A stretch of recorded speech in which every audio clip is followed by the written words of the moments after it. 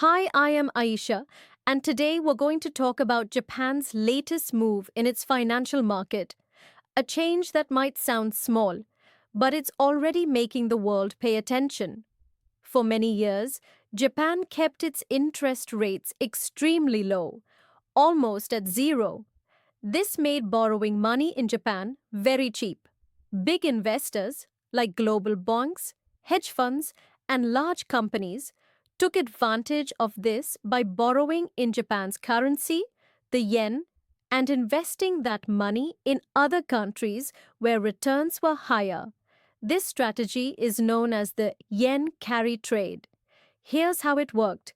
Investors could borrow yen almost for free, convert it into US dollars, and buy things like American government bonds that pay 4 to 5% interest, or invest in stock markets and emerging economies. The difference between the low borrowing cost in Japan and the higher earnings abroad was pure profit.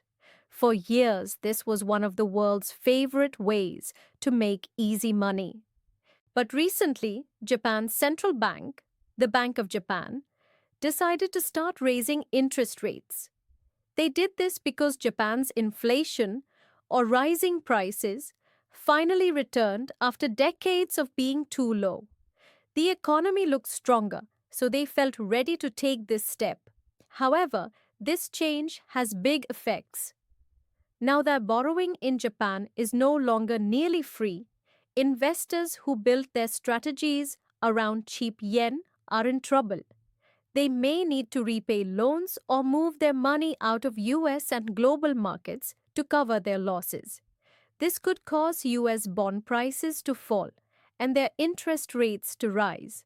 Stock markets might also become more unstable as investors unwind their riskier bets.